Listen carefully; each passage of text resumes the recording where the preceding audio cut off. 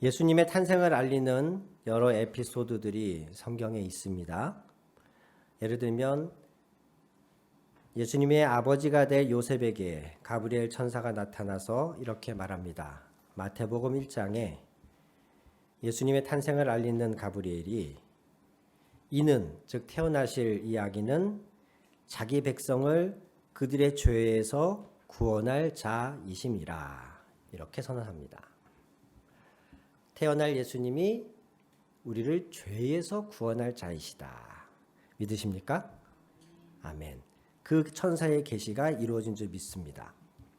또한 임마누엘이라 하리라 하셨으니 번역한즉 하나님이 우리와 함께 계시다 함이라. 아멘. 이 가브리엘 천사의 예언대로 예수님은 이 땅에 오셔서 우리의 죄를 구원하여 주셨고 이제 성령으로 우리와 영원히 함께 하시는 분이 되어 주셨습니다. 또한 이 가브리엘 천사가 마리아에게도 나타나서 누가복음 1장에 이렇게 말합니다. 태어날 이분은 지극히 높으신 이의 아들이라 일컬어질 것이요. 유대인들에게 지극히 높으신 분은 딱 한 분밖에 없습니다. 여호와 하나님이십니다. 하나님을 직접적으로 표현하지 않는 유대인들의 전통 안에서 이거는 이해를 해야 됩니다. 지금 태어나실 이분은 지극히 높으신 분의 아들이라 일컬어질 것이요. 이 말은 곧 하나님의 아들이시다 이 말이죠.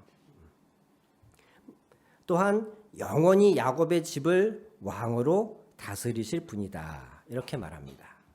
우리는 예수 그리스도가 그런 분이신 줄 믿음으로 지금 고백하고 있습니다. 아멘이십니까? 예수님은 하나님의 아들이시고 영원히 왕으로 다스릴 분이십니다. 세례 요한의 아버지인 사가랴도 이렇게 말을 합니다. 우리가 원수의 손에서 건지심을 받고 누가복음 1장 74절에 이렇게 말하고요. 75절에 누가복음 1장 75절에 주의 앞에서 성결과 의로 두려움 없이 섬기게 하리라. 이 태어날 분이 어떤 분이냐면 그분으로 인하여서 하나님의 백성들이 더 이상 두려움을 가지지 않고 하나님 앞에서 성결과 의를 회복해서 두려움 없이 하나님을 섬길 수 있게 해주실 분이시다. 그런 역할을 해주실 분이다. 예수님이 그렇게 오셨잖아요. 우리 스스로 감당할 수 없는 죄를 그분이 직접 감당해 주심으로써 우리에게 성결과 의를 회복해 주시고 그 덕분에 우리는 하나님 앞에 아버지라 부르며 나아갈 수 있는 존재가 되었어요. 두려움 없이, 죄책감 없이. 과거에는 여호와의 임재를 상징하는 언약궤가 있는 그 지성소에는 1년에 한 번 정해진 사람 오직 대제사장만 들어갈 수 있었죠. 죄를 가진 인간들이 함부로 하나님 앞에 설 수 없기 때문에 그랬습니다. 그런데 이분이 오심으로 말미암아 우리가 하나님 앞에 성결과 의를 회복하고 두려움 없이 섬기게 될 것이다. 이렇게 예언하셨고 실제로 우리는 그래서 아주 뻔뻔하게 아주 당당하게 아주 똑똑하게 여러분이 저한테 고해성사 하러 오시지 않잖아요? 여러분이 직접 하나님 앞에 기도하고 예배하고 나아가지 않습니까? 그 은혜가 그리스도 예수 덕분입니다. 세례 요한은 오실 이분에 대하여 이렇게 말했습니다. 성령과 불로 세례를 베푸실 분이다. 아멘. 이 말씀들이 다 이루어진 줄로 믿습니다. 천사들이 들에서 양을 치는 목동들에게 나타나서는 이렇게 말합니다. 너희를 위하여 구주가 나셨다. 그분은 곧 그리스도 주이시니라. 그리스도는 히브리인들이 기다리던 메시아죠. 너희가 기다리는 그 메시아가 오셨다라고 말합니다. 성경에 그리스도 예수가 태어날 것에 대하여 예언하는 또는 성령에 충만하여 감동하여서 선언했던 모든 내용들이 이루어진 줄로 믿습니다. 동일하게 오늘 우리가 본 누가복음 2장의 시므온이라고 하는 사람도 저희는 28절부터 읽었는데 그 앞에 25절부터 쭉 보면 이 시므온이라고 하는 사람은 성령으로부터 너는 그리스도를 보기 전에는 죽지 아니할 것이다 라는 음성을 들은 사람이에요. 너는 죽기 전에 그리스도를 보게 될 것이다. 그래서 그 소망을 품고 있었는데 아니나 다를까 예수님의 부모가 갓 태어난 예수님을 데리고 성전에 할례를 받으러 올 때에 이 시므온이 마주치게 되는 거예요. 그래서 시므온이 첫눈에 예수님이 바로 성령께서 감동하여 말씀해 주신 그분인 걸 알아보고 선언한 내용, 그게 오늘 우리가 읽은 본문입니다. 거기서 이렇게 말합니다. 시므온이 32절부터 보시면 이분은, 이 아기는 이방을 비추는 빛이요 주의 백성 이스라엘의 영광이시되이다. 전에는 유대인과 이방인을 철저하게 나누어서 구원은 유대인들에게만 있다라고 했었는데 그게 아니고 이분은 이방을 비추는 빛이 될 것이다. 이렇게 선언하고 있어요. 또한 34절부터는 특별히 더 그 어머니 마리아에게 시므온이 이야기를 하는데 보라, 이는 이스라엘 중 많은 사람을 패하거나 흥하게 하며, 이 얘기는 무엇입니까? 이 아기가, 이 그리스도가 태어남으로 인해서 이스라엘 사람들한테 누군가는 흥하고 누군가는 망하게 될 것이라는 거예요. 이 예수 그리스도로 인하여서 흥하게 되는 사람들은 누굽니까? 그분을 영접하는 사람들이죠. 망하게 될 사람들은 예수님을 배척하고 대적하는 사람들이에요. 그래서 예수님은 어떤 사람들에게는 든든한 주춧돌, 반석이 되어주시지만 어떤 사람들은 그 반석, 그 돌 위에 떨어질 때에 그만 깨어져서 망하게 되는 사람들도 있다는 것이에요. 예수님이 직접 그렇게 말씀하셨잖아요. 그 과정에서 당연히 망하는 사람, 그런 사람들은 예수님을 비방하고 예수님을 대적하겠죠. 그래서 비방을 받거나 표적이 되기 위하여 세움을 받았고 이렇게 선언을 하고 있고 35절에 또 칼이 너의 마음을 찌르듯 하리니, 여기서 너의 마음은 예수님의 어머니 마리아의 마음입니다. 너의 마음을 칼이 찌르듯 하리니, 이것은 당연한 이야기이겠죠. 자신이 배 아파서 낳은 하나님의 아들이 고통당하고 멸시당하다가 끝내는 십자가에 못 박혀 들어가시는 것을 보는 그 과정에서 그 마리아의 마음이 어떠하였겠습니까? 그리고 마지막 35절 후반절에 이렇게 덧붙입니다. 이는, 여기서 이는이라고 하면 지금 시므온이 말한 이 모든 내용을 포함하는 거예요. 그분이 오심으로 인하여 누구는 패하고 누구는 흥하고 또 그분은 많은 사람들의 비방과 표적이 되고 최후에는 십자가에 못 박혀 죽기까지 하심으로써 마리아가 그 모든 과정을 볼 때에 고통스러워하게 될 텐데, 이 모든 과정은 여러 사람의 마음의 생각을 드러내려 함이니라. 이 모든 과정, 그리스도 예수가 이 땅에 오셔서 일어나게 될 모든 과정은 여러 사람의 마음의 생각을 드러내려 함이니라. 아멘. 설교를 시작하면서 예로 들었던 여러 가지 예수님 탄생에 대한 예언과 성령에 감동하여 선포된 말씀들을 우리가 하나하나 보면서 그것이 이루어졌고 우리 스스로도 그렇게 고백하고 있다고 말씀드렸지 않습니까? 그렇다면 우리는 동일하게 시므온이라고 하는 사람을 통해서 성령이 말씀하신 이 말씀도 인정하고 믿고 고백해야 할 줄로 믿습니다. 예수님이 이 땅에 오신 중요한 목적 중에 하나는 우리 안에 있는 진정한 나를 드러내려 하심입니다. 적당히 포장하고 적당히 외식하고 괜찮은 척하면서 살아가는 사람들의 그 마음의 진면목을 드러내는 것이 이 땅에 오신 그리스도 예수의 중요한 목적 중에 하나입니다. 지난주에 말씀드렸습니다만 마음은 매우 중요합니다. 마음은 생명의 근원입니다. 생각, 지성, 이성, 그리고 감정이나 느낌, 그리고 의지나 판단, 이 모든 것들이 종합되어져서 그런 모든 것들과 커뮤니케이션 하면서 우리를 인간답게 만드는 것, 우리가 잘 살아가도록 해주는 그 근원이 어디서 나오냐? 우리의 마음에서 나온다고 성경은 이야기합니다. 그런데 그 마음이 원죄로 인하여 부패하였고 생각하는 모든 바가 악할 뿐임을 성경은 선언하고 있습니다. 그렇기 때문에 구원은 이 땅에 하나님 그 아들을 보내주셨을 때의 그 목적은 단순히 우리가 그리스도를 입으로 믿는다고 고백함으로써 천국 입장권을 주시려는 것이 아니고 그것에 더하여서 부패한 우리의 마음을 새롭게 교체하는 것이 구원의 중요한 부분입니다. 이것을 신학적 용어로 하면 성화가 되는 거예요. 여러분, 성화는 화가 날 때에 오래 참는 법을 막 이 화를 꾹꾹 잘 누르는 법을 습득해 가는 게 성화가 아닙니다. 성화는 화를 덜 내는 사람이 되어가는 것. 끝내는 화를 안 낼 수 있는 사람이 되는 것. 화가 나는 상황 앞에서 지혜롭게 그걸 대처할 수 있는 사람이 되어가는 것이 성화입니다. 모든 것은 결국 우리의 마음의 문제인 거예요. 제가 지어내서 하는 말이 아니라 분명히 예레미야 31장 33절에 선언하기를 나의 법, 즉 하나님의 말씀을 우리의 마음에 기록하겠다고 선언하고 계시고 새 영을 너희 속에 두고 새 마음을 너희에게 주겠다라고 에스겔 36장에서는 선언하고 있습니다. 분명히 새 영만 주겠다고 하지 않으셨어요. 새 영을 주고 새 마음을 주겠다. 새 마음이 가능할 수 있는 이유가 새 영, 하나님의 영이 계시기 때문이에요. 그리고 하나님의 영은 오셔서 가만히 계신 게 아니라 우리 안에 새 마음을 일으키시는 거예요.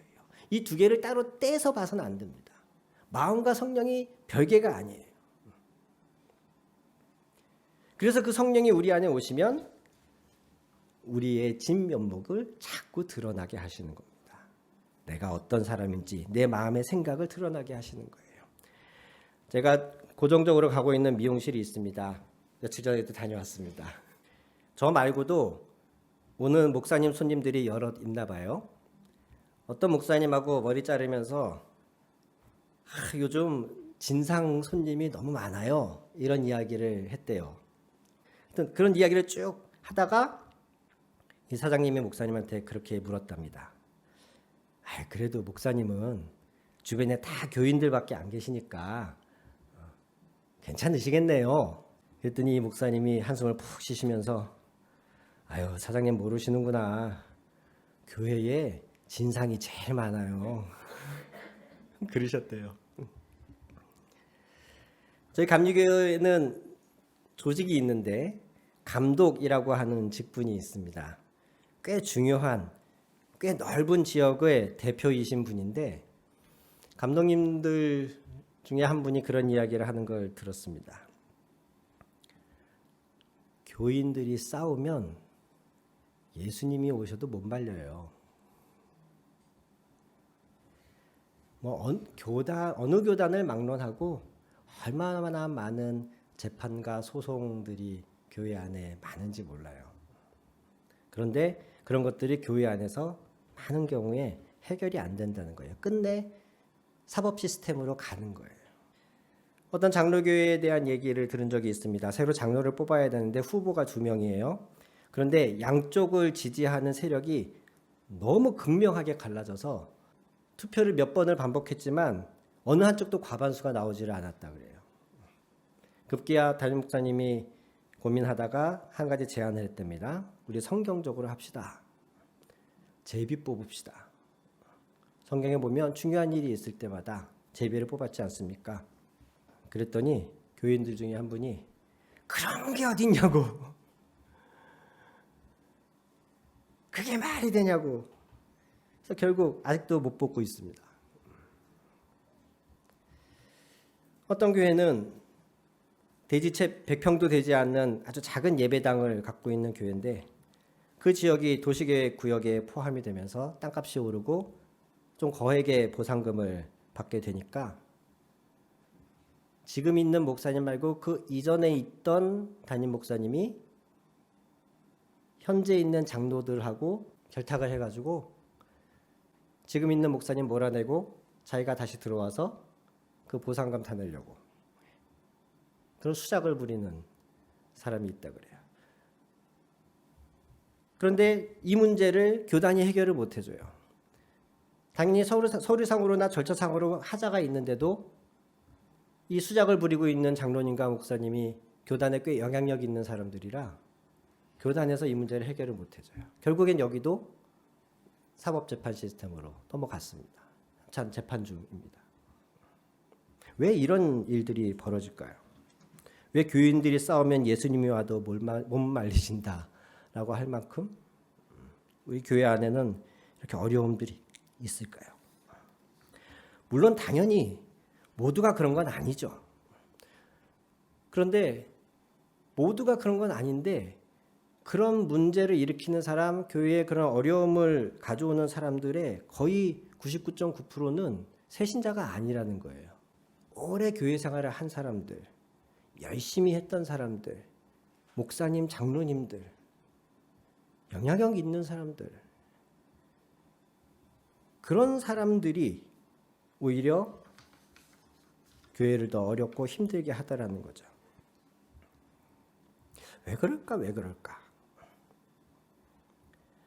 모든 정답이 여기에 있는 것은 아니지만 그러나 중요한 이유 중에 하나라고 생각하는 것이 바로 교회 안에서 마음을 다루는 것에 소홀했기 때문이다 라고 저는 생각합니다. 지난주 설교 중에 이야기한 것처럼 교회를 다니면서도 마술사 시몬 같은 사람들이 있을 수 있거든요. 세례도 받고 믿는다고 고백했고 빌립 따라다니면서 열심히 봉사했지만 그 마음이 하나님 앞에서 바르지 않은 사람들이 교회에 있습니다. 그런데 교회라고 하는 시스템 자체가 교회 안에서 이루어지는 여러 가지 행위들, 모임들 이런 것들이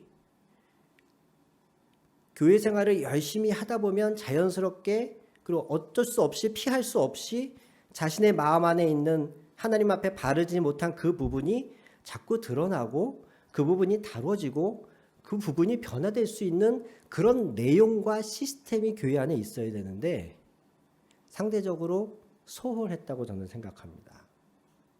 교회에 처음 등록한 사람들이 일정 시간 새신자 교육받고 교회를 다니다 보면 어떤 이야기들을 이제 차례차례 듣게 되냐면 술 마시지 마세요. 담배 피지 마세요. 음란하면 안 됩니다. 뭐 불륜이나 혼외 성관계나 뭐 이런 것들 하면 안 됩니다. 거짓말하지 마세요. 게으르면 안 됩니다.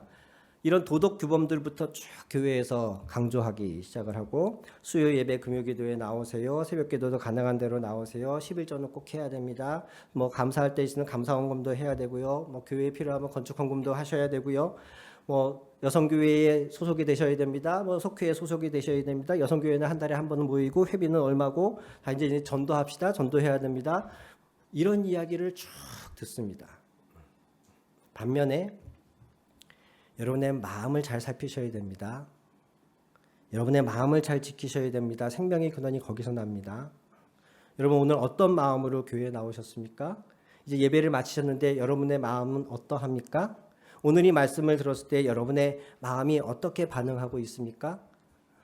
여러분 장로라고 하는 직분을 뭐 교육부장이라고 하고 있는 이 직분을 어떤 마음으로 감당하고 계십니까?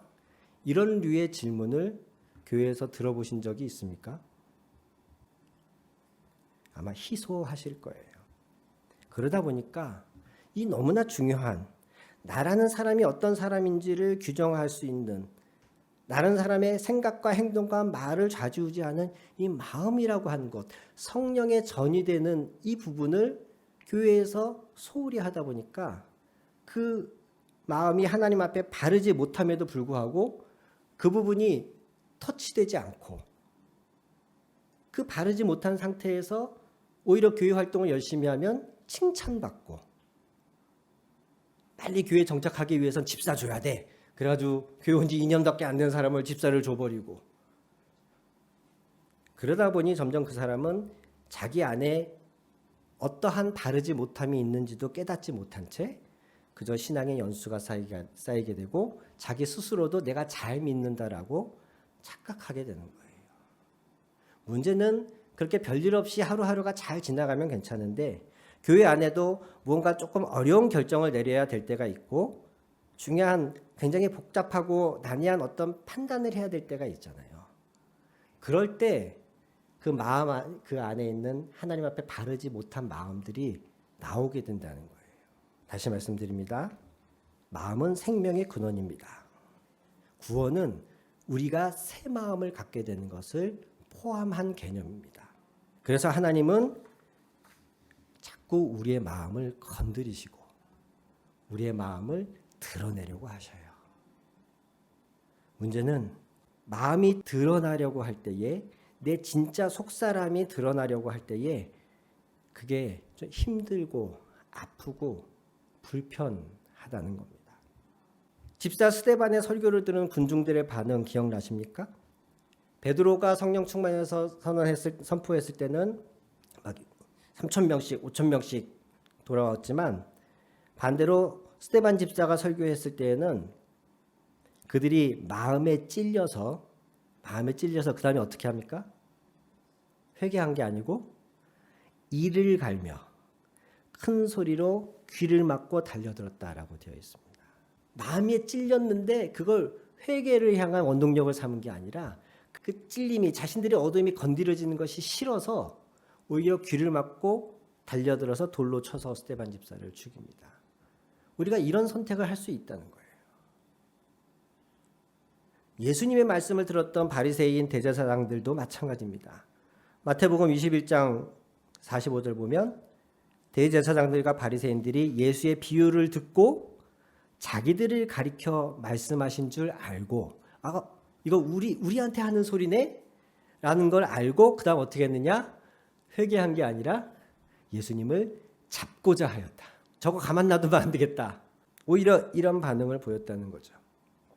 마가복음 10장 22절에 예수님을 찾아왔던, 영생을 갖기 원했던 부자 청년이 마지막에 너희 가진 것을 다 팔아 나눠주고 나를 따르라 했을 때 그는 마음에 근심하며 떠나갔다라고 기록하고 있습니다.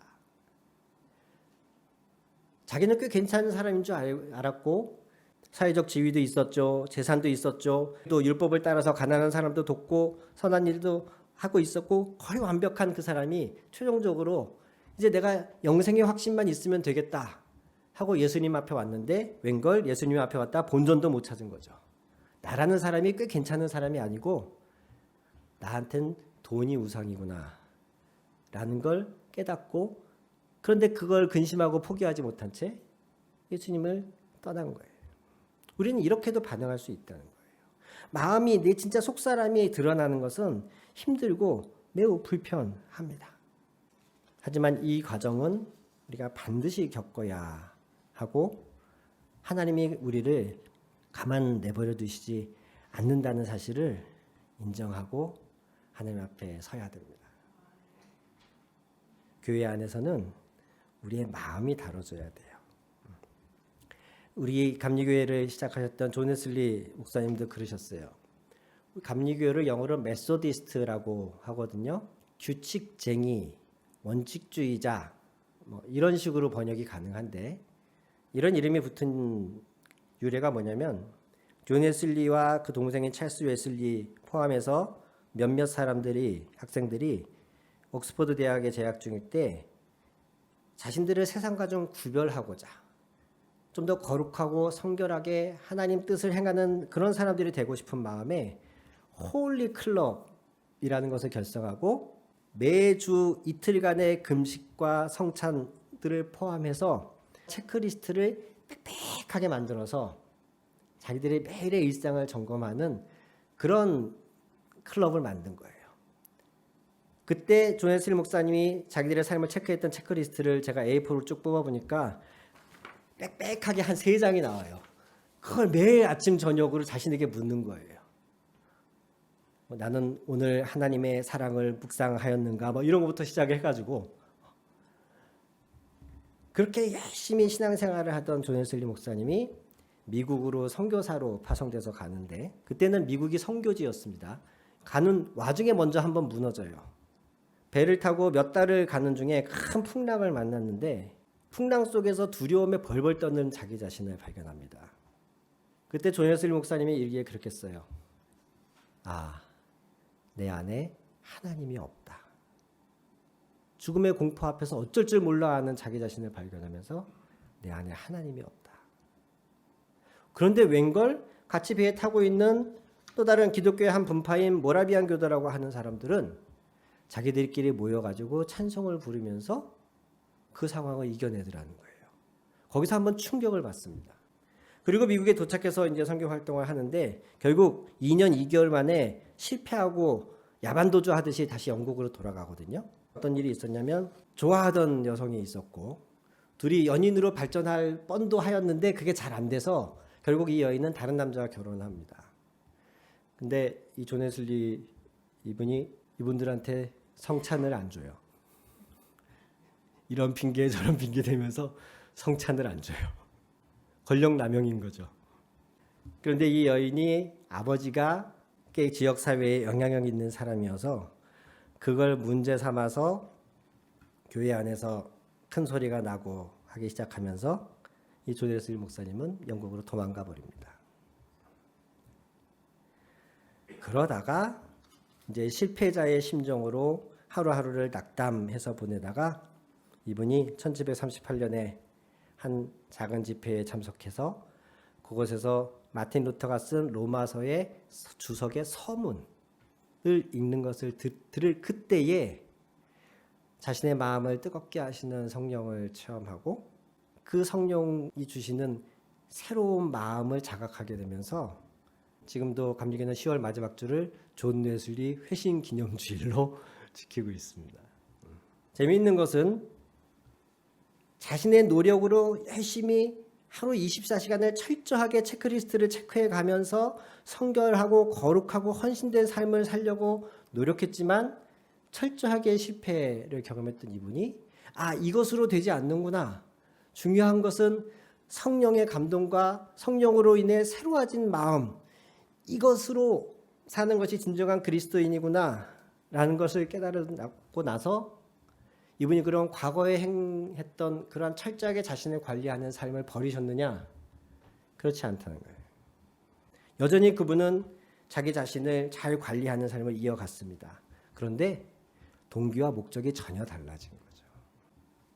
전에는 자신의 마음과는 상관없이 속사람과는 상관없이 자신의 겉사람을 정말 쳐서 복종시키려는 그런 노력으로 살았던 그런 신앙생활에 즉 율법주의 같은 신앙생활로 자신을 단련하였던 거지만 성령의 체험과 성령이 주시는 새 마음을 경험한 이후의 자기관리는 그 성령의 새 마음을 잘 지키기 위한 목적으로서의 자기관리가 되는 거예요. 그 행위 자체가 중요한 게 아니고 그 이전에는 행위 자체가 중요했어요. 내가 오늘 성경을 몇 장을 봤느냐, 기도를 몇 시간을 했느냐, 내가 오늘 금식을 했냐 안 했냐, 그 행위 자체가 중요했지만 이제 이후에는 내게 주신 이 성령의 이 귀한 마음을 잘 유지하기 위해서 기도를 하는 것이고 이 성령이 주신 귀한 마음을 잘 드러내기 위해서 선행을 하고 남을 돕고 하는 것이라는 거죠. 마음을 가지고 즉 새 영을 주고 새 마음을 주겠다고 하신 그 약속이 이루어진 사람이 하나님의 말씀 계명을 행하는 것과 그 마음이 없는 사람이 외형적으로만 그 계명을 행하는 것은 하늘과 땅 차이라는 겁니다. 마음이 없이 행위로만 가는 사람들, 마음은 여전히 하나님 앞에서 부적절한데 겉으로 드러나는 행위로만 교인다워진 사람들은 정말 중요한 순간에는 무너지거나 잘못된 판단을 하게 되는 거예요. 교회에서 행해지는 모든 모임, 행위, 만남들은 사실 우리의 마음을 하나님이 만지시도록 하는 도구인 것이지 행위를 했다는 것 자체가 칭찬받을 만한 것은 아닙니다. 예배 출석 꼬박꼬박 잘했다는 그것이 칭찬받을 행위가 아닌 거예요. 그 과정에서 그 사람이 점점 하나님을 닮아가는 자가 되는 것.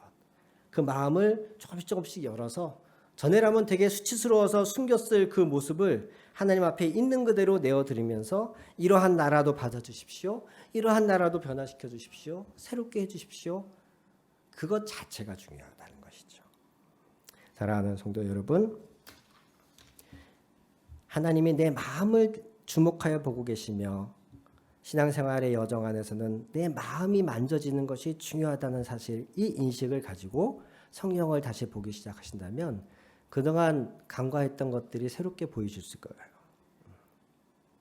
이제부터라도 우리가 스스로 나중에 나이 들어서 교회 안에서 교회를 어렵게 하는 그런 사람 되지 않기 위해서라도 지금 나 자신부터가 하나님 앞에 좀 마음을 열고 하나님이 이끄시는 대로 잘 새 마음이 세워져 가게 되기를 주님의 이름으로 축원합니다. 같이 기도하시겠습니다.